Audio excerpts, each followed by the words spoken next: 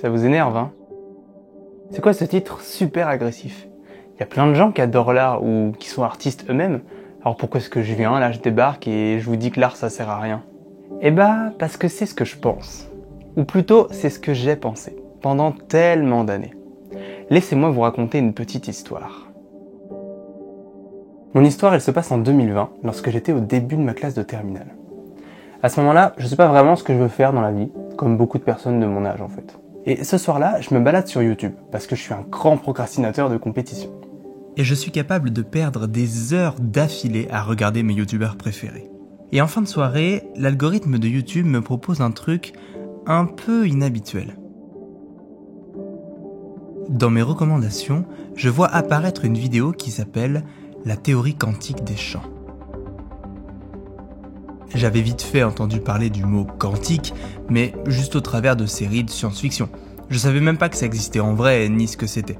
Alors bon, j'ai déjà regardé la plupart des vidéos que j'avais à voir ce soir-là, et donc je sais pas vraiment pourquoi, mais je clique.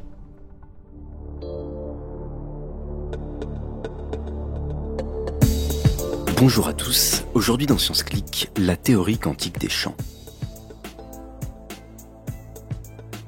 Contrairement à une bille qui possède une position définie, à l'échelle microscopique, une particule n'a pas vraiment de position.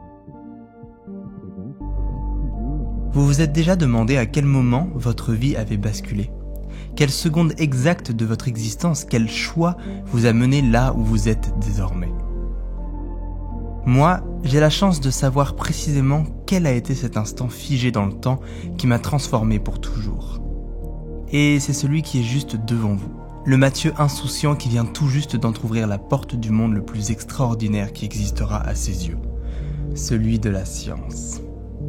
Jamais de toute ma vie une simple vidéo sur internet n'avait autant piqué ma curiosité. Je l'ai regardé une fois, 2 fois, 3 fois, j'étais obsédé à l'idée de comprendre ce monde qui m'était totalement inconnu. J'ai commencé à regarder les autres vidéos de la chaîne YouTube, et c'était encore pire. Le son, la lumière, l'électromagnétisme, la relativité, le temps, la gravitation, la physique quantique, notre monde regorge de mystères. Et j'ai eu l'impression de me remplir de questions, d'une envie incommensurable d'explorer ce monde fascinant, tellement grand, plus grand que tout ce que j'avais connu dans ma vie jusqu'ici. J'ai vidé tout Internet de son contenu, tenté d'effleurer timidement l'immensité des connaissances qui s'y trouvent, jusqu'à ce que... Bah, qu'est-ce que tu fais là? Tu vas être en retard? En retard? Mais il est quelle heure? Bah, il est 7h passées, t'as école. 7 heures? Non. C'était ma toute première nuit blanche. Et ce jour-là, hormis le fait que j'ai dormi sur ma table toute la journée qui a suivi au lycée, j'ai senti que quelque chose s'était allumé.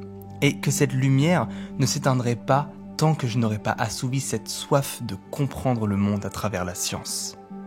Si je vous raconte tout ça, c'est avant tout pour vous faire comprendre qu'à partir de ce moment-là, la science, ça représente plus qu'une simple passion pour moi.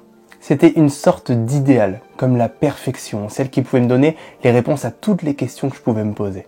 Et c'est comme ça que j'ai commencé à suivre la science, en étant totalement aveuglé par sa capacité à me faire découvrir le monde qui est le nôtre. Sauf que cet amour, il était presque trop fort. En fait, il était tellement fort qu'il a commencé petit à petit à devenir un peu trop envahissant. J'ai fait une classe préparatoire aux grandes écoles dans laquelle j'ai pu m'épanouir comme jamais au beau milieu de la science. Et ça a contribué à renforcer ce lien. En fait, ça a même en créé une certaine forme de dépendance. Je ne sais pas vraiment comment vous l'expliquer, mais j'ai progressivement eu besoin que la science se trouve partout où j'allais. Lorsque je discutais avec quelqu'un, il fallait toujours que tout soit argumenté constamment par la science, que mes décisions reposent sur des raisonnements purement scientifiques. Et malheureusement, je me suis petit à petit enfoncé dans un extrême qui m'a fait oublier qu'en fait, la science elle n'est pas capable d'expliquer l'intégralité du monde qui nous entoure. Et ces choses-là, qui étaient inatteignables par la science, eh bien, je les rejetais, tout simplement. Et je pense que les gens qui m'ont connu à cette époque-là ont parfois pu trouver que mes comportements étaient très fermés dès lors que j'étais pas capable d'utiliser la science pour expliquer ou justifier quelque chose. Et j'ai parfois violemment rejeté les croyances des autres, la spiritualité, le paranormal, toute forme d'ésotérisme, et même l'amour. Et cette fermeture d'esprit m'a probablement valu de perdre des gens qui m'étaient pourtant très très chers. Et parmi tout ça se trouve l'art. Et oui, l'art dans sa forme la plus pure n'est pas quelque chose qu'on peut expliquer au travers de la science. Et je voulais quand même vous expliquer tout ça pour que vous puissiez comprendre ce qui m'a amené, au final, à rejeter l'art aussi violemment. Comme quoi, on peut tous faire des erreurs. Alors évidemment, si aujourd'hui ma manière de penser est en train d'évoluer petit à petit, jamais je ne renierai la science et ce qu'elle m'a apporté. Et lorsque c'est possible, je pense toujours qu'elle est notre meilleure conseillère pour expliquer notre monde cartésien. Mais j'ai aussi bien compris l'étendue de ses limites. Et cette vidéo, c'est aussi pour moi une manière de terminer d'ouvrir en grand la porte de ce monde que je n'ai jamais pu explorer à l'aide de la science. Déjà, je me demandais si j'étais le seul à avoir pensé à ce point-là que la science et l'art étaient hyper séparés. Du coup, j'ai demandé à mes collègues et amis scientifiques et effectivement, il y a quand même cette vision de deux mondes très distincts, très séparés. Un peu plus d'ailleurs dans les sciences fondamentales telles que les maths et la physique que dans la biologie ou la médecine, de ce que j'ai compris, mais tout de même, cette vision-là, elle est quand même plutôt partagée. Et pour compléter cet avis-là, je voulais aussi demander à quelqu'un qui était dans l'autre domaine, le domaine de l'art. Donc salut Victor, du coup toi t'es en école d'art, c'est ça ? Je suis à l'ESMA, du coup à Lyon, c'est une école de cinéma 3D et effets spéciaux principalement. Je dirais que l'art et la science, ça s'oppose sur les points de vue. C'est-à-dire que je pense qu'on a plus tendance à voir la science comme quelque chose qui est là pour faire avancer, entre guillemets, plein de domaines différents, ou même l'humanité de manière générale. Là où l'art sera plus une forme de divertissement, on peut se retrouver à assembler science et art. Même si je sais que dans mon école, la plupart des gens en majorité vont penser que la science c'est vraiment quelque chose de très différent par rapport à l'art, quoi. C'est pas des domaines qui vont avoir tendance à se retrouver, pardon. Donc il y a un peu cette vision quand même, mais ça, du coup, ça aurait tendance peut-être à se rapprocher ces dernières années avec les évolutions, notamment l'IA, c'est ça ? Ouais. Avant de plonger dans la grande question de l'utilité de l'art, j'aimerais enterrer une bonne fois pour toutes la hache de guerre entre l'art et la science. Déjà, on retrouve des traces d'utilisation de colorants dans le paléolithique moyen, il y a entre 35 et 100 000 ans, ce qui correspond à ce qu'on peut considérer comme étant les premières œuvres d'art jamais découvertes. Du côté des sciences, la première trace des mathématiques est souvent attribuée à l'os de l'ébombo, un os de babouin qu'on a retrouvé avec des entailles qui servaient à compter et à dénombrer des objets, et qui quant à lui date d'il y a entre 35 et 44 000 ans. En fait, les deux disciplines apparaissent à peu près en même temps, et au passage bien avant l'écriture, dont l'apparition survient à peu près 3500 ans avant Jésus-Christ. Et quand on imagine faire travailler l'art et la science en symbiose tous les deux, il y a une personne qui, selon moi, nous vient immédiatement en tête. Une personne qui a autant su exceller pour son inventivité scientifique que pour son œuvre artistique reconnue dans le monde entier. Cette personne, c'est Léonard de Vinci. Et il se trouve que notre cher Léonard a vécu tout près de chez moi, au château du Clos Lucé, à Amboise. Bon, du point de vue artistique, il n'y a rien à redire. C'est un des peintres les plus réputés de l'histoire, bien évidemment grâce à la Joconde, mais aussi à d'autres œuvres tout aussi importantes, comme l'Homme de Vitruve, la Seine, ou encore le portrait de Saint Jean-Baptiste. Et sur le plan scientifique, il est très connu pour ses inventions extravagantes et parfois hyper avant-gardistes. Il avait déjà compris que le mouvement de l'air pouvait générer une portance, et il a inventé ça, qui est considéré comme l'ancêtre de l'hélicoptère. Une autre de ses inventions les plus célèbres, c'est ce pont tournant, dont la réalisation ne sera effectuée que 200 ans plus tard. Et ça s'arrête pas là, il est aussi connu pour avoir créé plein d'autres machines comme une échelle pour les pompiers, un bateau avec des aubes, ou encore des mécanismes de transmission à base de roues dentées. Il a aussi fait beaucoup de choses dans le thème de la guerre et de l'armée, comme cette catapulte par exemple. Et là encore, on retrouve d'autres inventions comme le char d'assaut ou différents canons et mitrailleuses en tout genre. Et je vous rappelle que tout ça, c'était il y a 500 ans. Je ne sais pas si vous vous rendez compte. S'il y a bien une chose qui est sûre, c'est que toutes ces inventions, elles étaient complètement folles pour l'époque. Mais au sens propre, c'est-à-dire qu'il y en a plein qui ont dû se dire que le petit Léonard là, il était complètement barjot. Mais toute cette imagination, en fait, il la tire de l'art.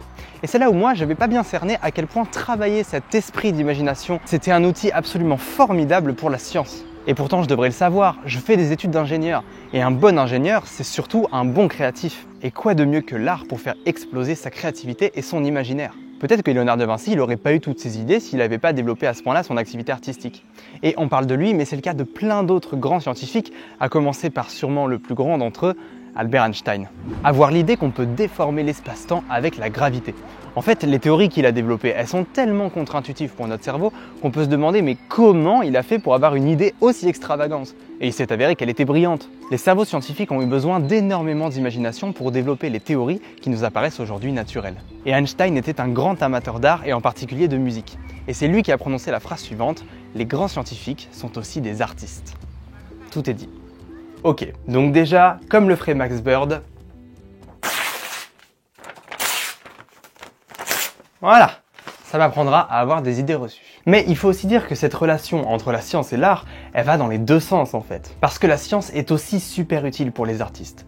Déjà, ça peut être une magnifique source d'inspiration. La manière dont elle regarde notre monde peut sembler parfois très contre-intuitive, ce qui va souvent transparaître au travers du prisme de leur vision artistique. Et de manière plus terre-à-terre, la science est devenue indispensable en ce qui concerne la restauration, la préservation, l'analyse ou l'expertise des œuvres d'art. Vous savez quoi? On va aller voir ça à Paris. Suivez-moi.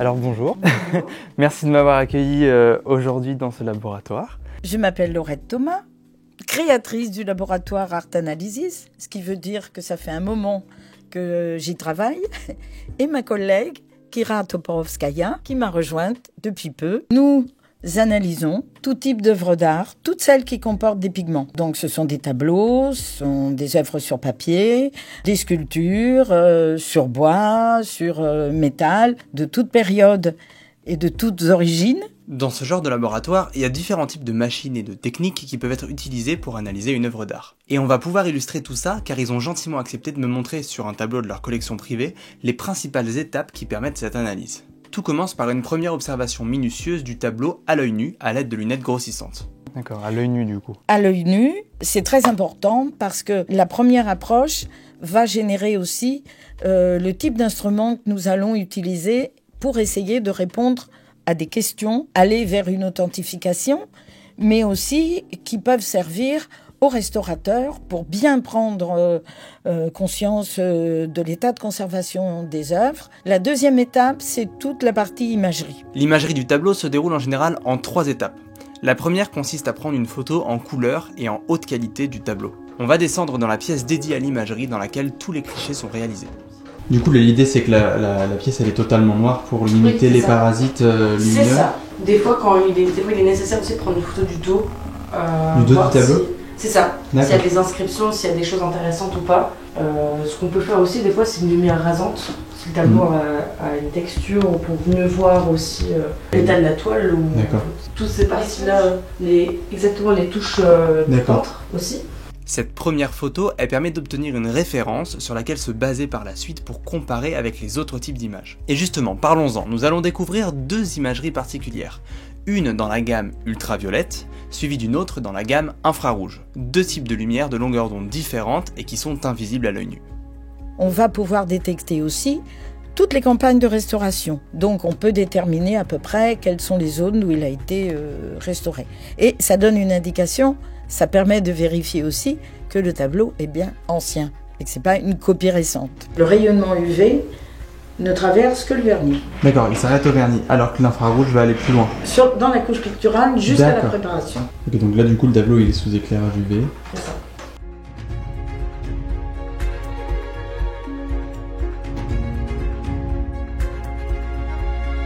Et l'imagerie infrarouge se fait à l'aide de cette caméra spécialisée. Donc ça c'est vraiment un appareil qui a été conçu spécialement pour les œuvres d'art. Oui, oui, c'est la chose importante. Mais ça a été bétonné le sol exprès pour que ce soit bien plat. D'où la difficulté quelquefois quand on se déplace de ne pas avoir des sols stables. Oui. Oui, parce que du coup vous vous déplacez des fois avec ce matériel-là directement dans les musées. Généralement l'imagerie c'est quelque chose qui me prend une demi-journée. Les autres photos c'est assez rapide. Mais l'infrarouge, c'est vrai que puis souvent, elle peut être aussi un peu capricieuse. Il faut tout recommencer, il faut se déplacer. Donc ça peut prendre une demi-journée complète pour faire une imagerie. L'imagerie d'un tableau. L'imagerie de tout un tableau, d'accord. C'est ça. Et l'infrarouge, comme je dis, c'est vrai que c'est le plus long parce que des fois, il faut se rapprocher. Et du coup, il faut tout refaire d'un point de vue focus. Plus le tableau est grand, plus ça va prendre du temps. Mais c'est vrai que le plus long, c'est surtout la mise en point. Ça. L'imagerie globale. Un travail de minutie. Parce que les macro-photos et les micros, c'est là-haut et ça vient en complément. Le tableau, là, est pourvu d'une petite baguette qui a été clouée à même le châssis. Donc là, nous ne l'avons pas enlevé, évidemment, mais sur d'autres tableaux qui sont souvent pourvus de cadres, nous demandons toujours aux clients de nous les apporter sans cadre, parce que le cadre déjà empiète sur la totalité de l'œuvre, mais en plus nous provoque des reflets, et très souvent dans les zones de signature. Bon, c'est un peu embêtant.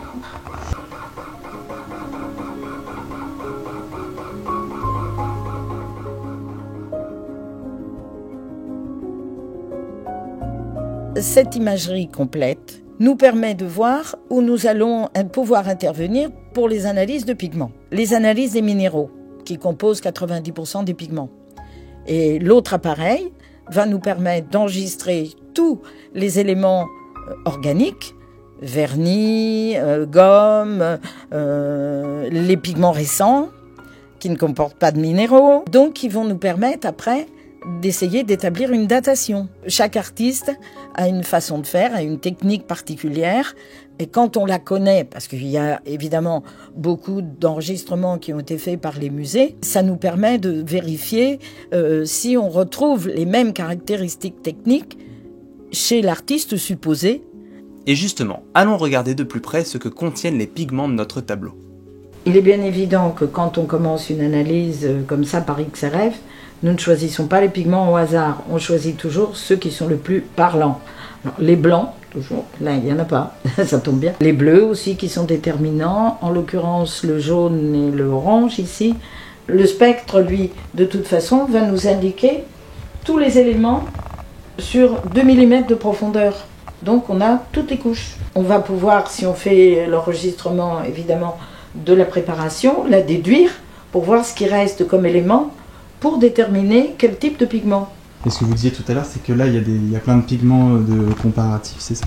Bien sûr, on a toute une base de données qui nous permet de voir, et puis à force la connaissance, parce que les formules, on les a mémorisées. Bon, comme cette analyse de pigments est assez longue, en attendant, on va en profiter pour aller jeter un coup d'œil à l'image infrarouge qui a été faite un peu plus tôt, et voir quelles informations il est possible d'en tirer. Bon, pour autant que je connaisse ce tableau depuis fort longtemps, parce que j'étais petite fille quand je l'ai découvert pour la première fois, nous n'avons jamais fait de réflectographie infrarouge dessus. Et là, donc je découvre un tableau tout à fait différent. La mise en place, la construction de l'œuvre, à partir d'un dessin très succinct au fusain, nous avons une mise au carreau, ici, que je ne m'attendais pas du tout à trouver. Tout tourne aussi autour de ce puits de lumière central. Alors, on peut déjà aussi, en ce qui concerne les couleurs, là, on est à peu près sûr d'avoir des couleurs à base de plomb, parce qu'on a un rendu à l'infrarouge extrêmement fort. Pourquoi ressortent aussi les petites traces légères du carroyage qui a été apposé avant de peindre et qui sont au fusain, parce que c'est du carbone. Et les deux éléments les plus, comme pour la radiographie, qui font écran, c'est le carbone et le plomb. C'est pour ça qu'on les voit ressortir. Là, je sais que nous avons un bleu dont la sonorité est assez proche d'un bleu de Prusse, et ça serait pas étonnant parce qu'on a une zone de gris là qui pourrait ressembler à du fer.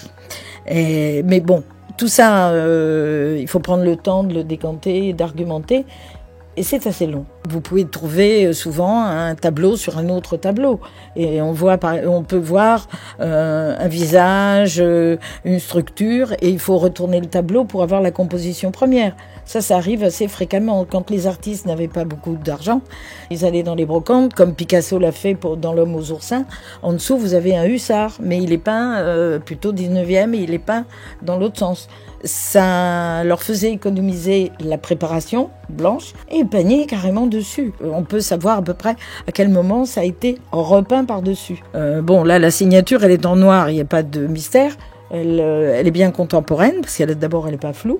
Parce que si c'était apposé, on voit effectivement des signatures floues, voire disparaître complètement, parce qu'elles sont récentes. Ça, du coup, c'est l'image UV. Alors ça, c'est l'image UV qui, par les fluorescences que l'on peut... ce tableau n'a pas été verni. Il n'y a pas, si vous voulez, l'homogénéité d'un vernis. On est sûr qu'il y a du plomb. Et ce jaune très particulier est probablement un jaune de chrome. Et du coup, c'est ce qu'on pourra vérifier avec le... C'est ce qu'on va vérifier avec l'XRF. Alors voilà le résultat Oh, on a beaucoup de choses. On a aussi de l'antimoine. Donc il y a du jaune d'antimoine, du barium, peut-être du titane. Il faut écarter le pic du blanc de zinc. On a un petit peu de chrome. C'est un sacré mélange de pigments qui nous donne effectivement une fluorescence, quand on a vu aux UV, un petit peu décalée. Comme on est sur 2 mm de profondeur, on a énormément d'éléments. Et il a pris toutes les couches en dessous qui sont orangées, qui sont blanches de la préparation. Donc effectivement, là ça prend un peu plus de temps pour essayer de déterminer ce bleu-vert. C'est un savant mélange. Et comme beaucoup d'éléments différents se chevauchent, une des manières d'étudier plus en détail la composition du pigment, c'est d'effectuer un prélèvement. Chaque prélèvement doit être fait à l'aide d'une petite aiguille stérile. Chaque petit point correspond à un prélèvement. Alors vous voyez que c'est pas grand-chose, mais ça nous donne souvent de très importants résultats. On le met dans la petite chambre sous vide du microscope électronique à balayage. On aura l'ensemble de tous les éléments que comporte le prélèvement. Si on a des difficultés, parce que comme ici, on a beaucoup d'éléments mélangés, à ce moment-là, on fait une cartographie. On demande à l'appareil, on aura chaque image colorée, où on verra apparaître en surbrillance l'élément demandé. Et quand on les chevauche, on voit s'ils sont associés. S'ils sont associés, on se dit, bingo, soufre et cadmium, c'est du jaune, sulfate de cadmium. On n'a pas de sélénium, donc c'est pas du rouge. C'est en même temps un savoir-faire pour la prise de prélèvement, pour la préparation et pour l'interprétation. Donc c'est pour ça que pour un dossier complet, il nous faut à peu près une semaine pour décanter les résultats. La raison pour laquelle nous interdisons de dire le tableau est bon ou faux, c'est parce qu'on travaille sur toute période, donc on ne peut pas prétendre prendre la place de l'expert.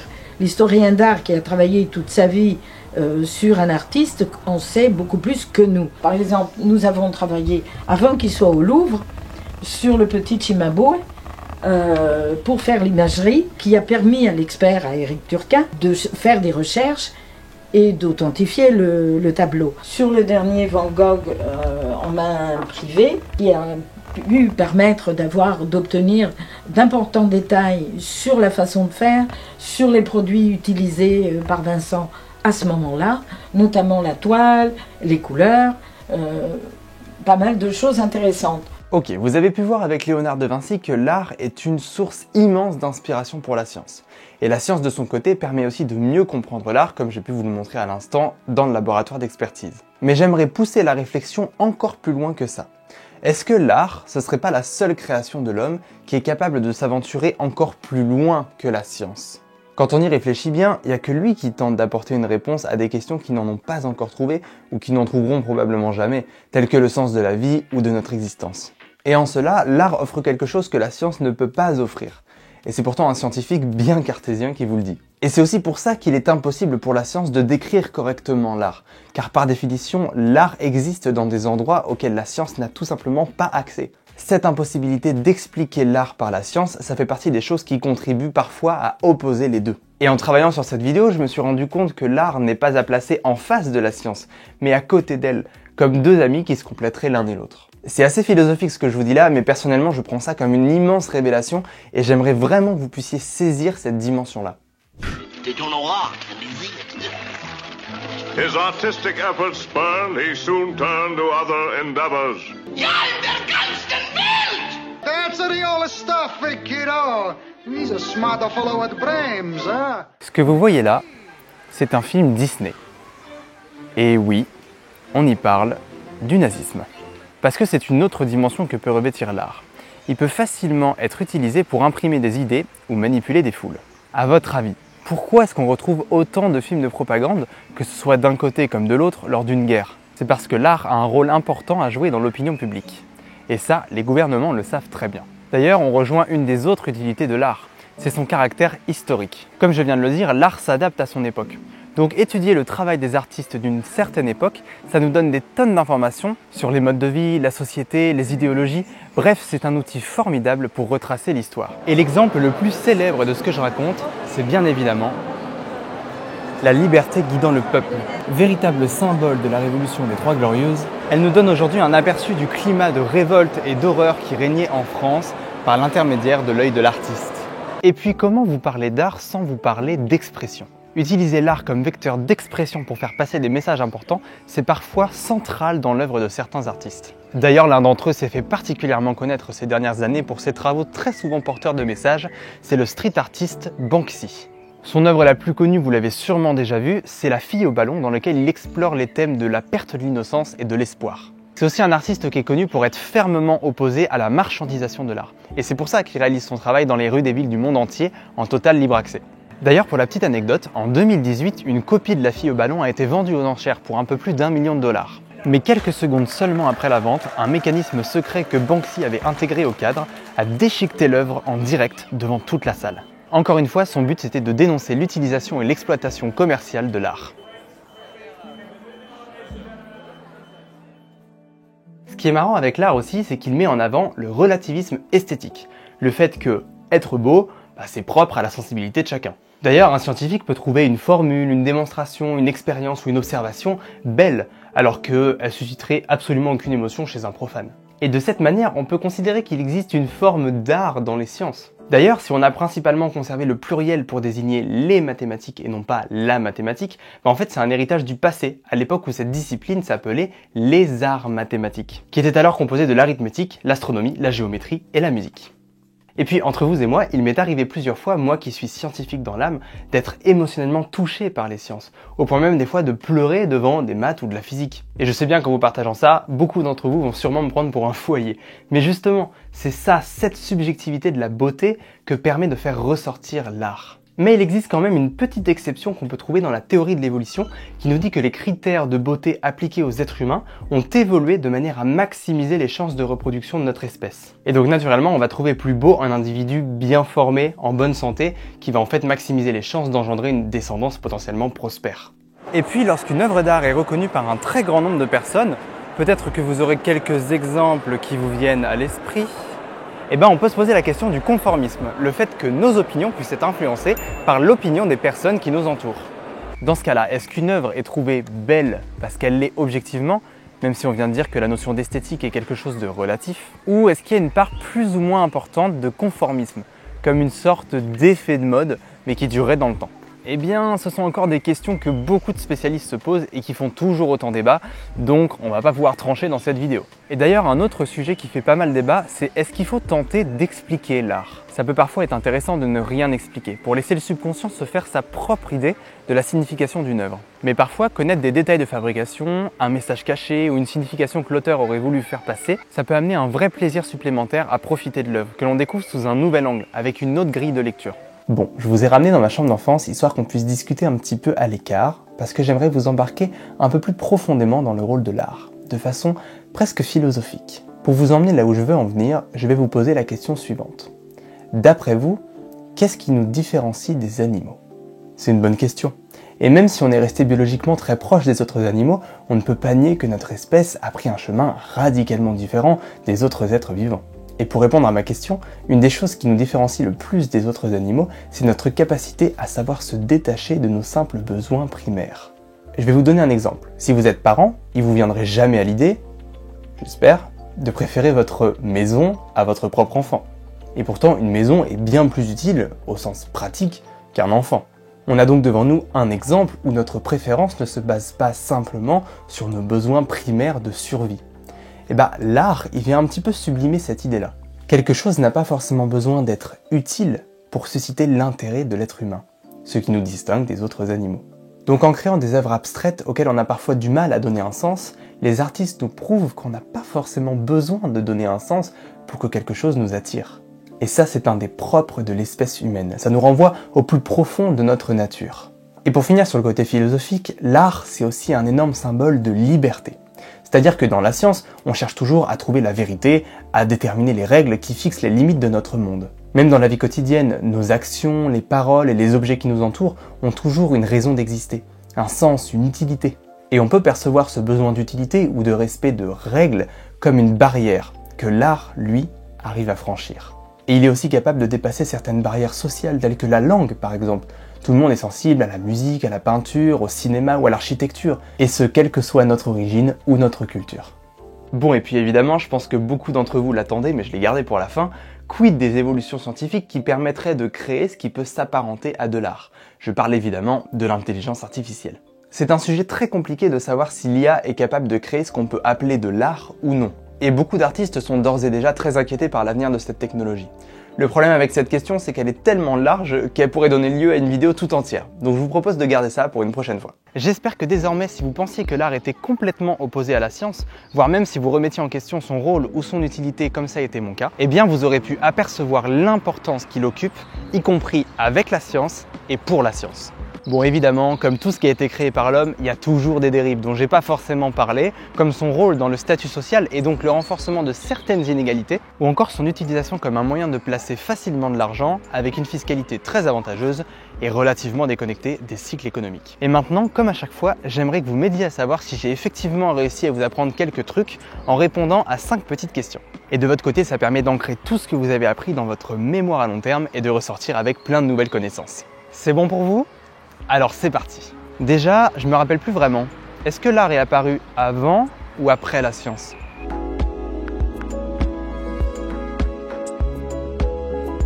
Et puis, vous pourriez me rappeler déjà ce que c'est que le relativisme esthétique?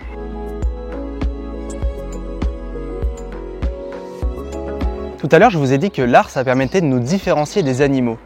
Est-ce que vous vous souvenez pourquoi?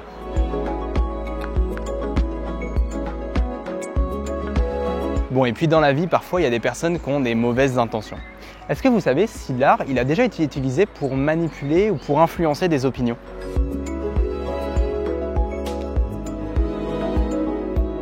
Tout à l'heure à Paris, on a pu voir en direct une imagerie infrarouge réalisée sur un tableau.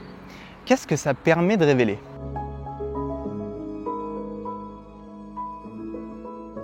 Si vous n'avez pas eu le temps de répondre, je vous laisse faire pause maintenant. C'est bon? Alors voici les réponses.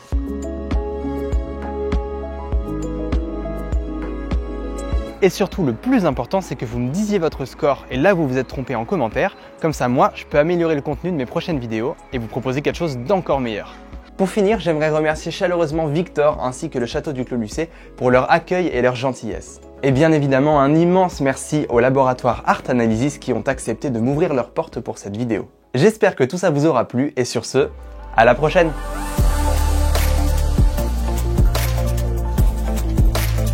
Nous n'avons pas d'appareil qui, d'un coup, pourrait authentifier le tableau. Et c'est la question qui m'a été posée il y a une dizaine de jours maintenant. Je veux dire, on a affaire à, quelquefois à des questions assez étonnantes.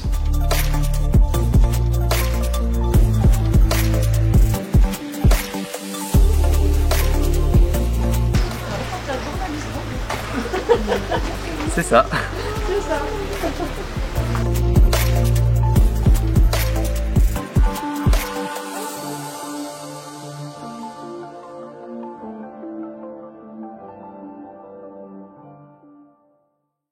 Salut Victor, du coup toi t'es en école d'art. On l'a refait.